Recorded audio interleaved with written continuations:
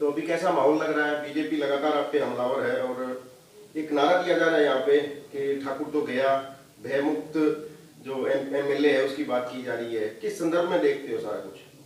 देखिए, सबसे पहले तो आपका बहुत बहुत धन्यवाद।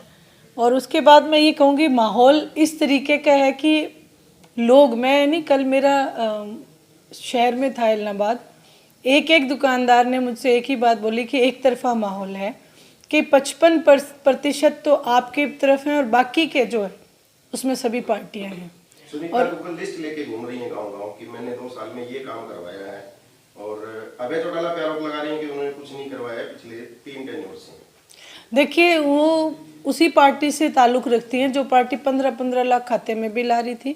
और दूसरा जो ये कह रहे थे कि एमएसपी अगर नहीं हुई तो उन्हीं के एक जो डिप्टी चीफ मिनिस्टर हैं वो इस्तीफ़ा देने वाले थे।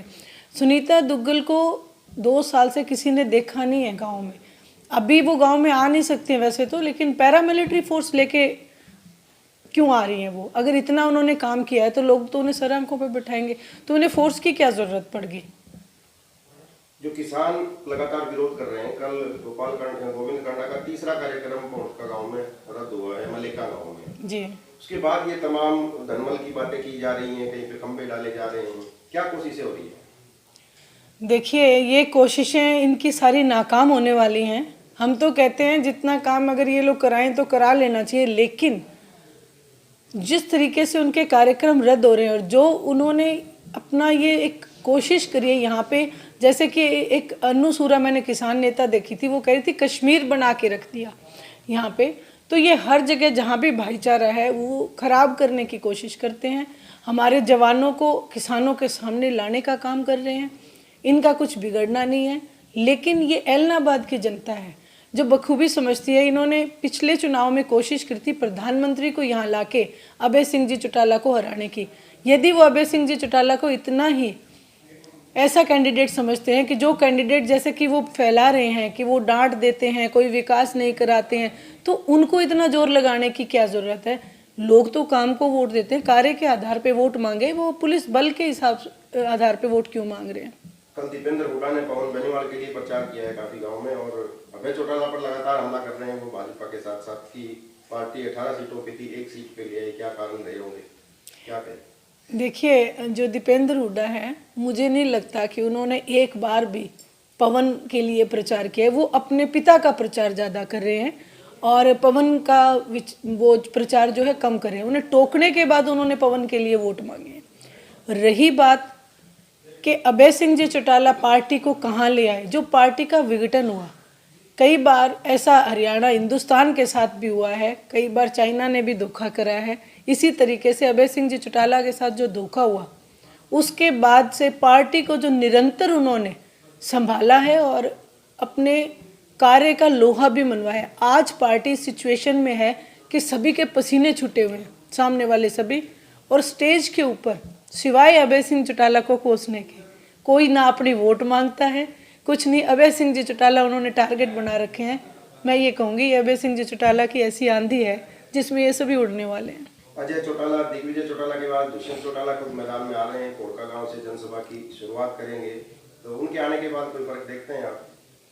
बिल्कुल नहीं, बल्कि भारतीय जनता पार्टी से भी ज़्यादा रोष जेजेपी पार्टी के लिए लोगों के मन में है, क्योंकि कहीं ना कहीं अगर भारतीय जनता पार्टी आज सरकार में काबिज है तो उसके जिम्मेवार जेजेपी पार्टी है।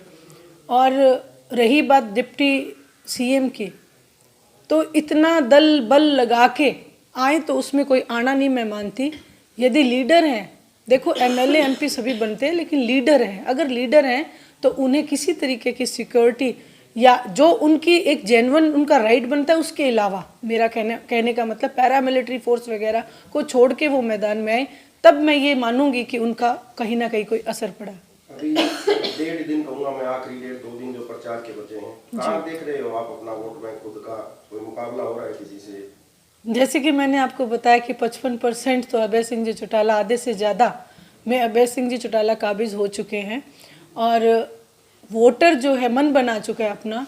क्योंकि ये जो चुनाव है वो अभय सिंह जी चौटाला का ना होके ये एक आम आदमी का, एक किसान का, मजदूर का, कमेरे का, एक सिस्टम के खिलाफ एक लड़ाई है, ये चुनाव इस तरीके से है, इसमें किसान की जीत होगी, मजदूर की जीत होगी, व्यापारी की जीत होगी। अंतिम सवाल मैं करूंगा। पवन बेनीवाल ने कल कहा है कि अभय चौटाला को कब्जाधारियों का सरदार उन्होंने बताया है कि अगर हमने उनके साथ रह के कब्जे किए हैं तो हमारे सरदार तो अभय चौटाला है। जी बिल्कुल गलत कहते हैं वो। दरअसल जब उनकी ये चीज़ें सामने आई तभी उनको पार्टी से बाहर का रास्ता दिखाया गया, चाहे वो गोविंद कांडा, गोपाल कांडा, चाहे वो पवन बेनीवाल हो, क्योंकि लोगों को जब उन्होंने तंग करना, सताना शुरू करा तभी उनसे हमने दूरी बनाई। ठीक है जी, बहुत धन्यवाद। धन्यवाद आपका। समय का पहिया घुमा के अब एक नई शुरुआत करिए, इस देश की सुनहरी धरती में नई जान भरिए, खिलखिलाते खेतों में खुशियों की बरखा करिए, अपने खेतों की फसलों से देश खुशहाल करिए। बेलारूस ट्रैक्टर, हाँ बेलारूस ट्रैक्टर, तकनीक विदेशी है, इसे देश के रंग में रंगिए, बेलारूस ट्रैक्टर का सब मिलके स्वागत करिए। बेलारूस ट्रैक्टर, तकनीक विदेशी, दिल देसी।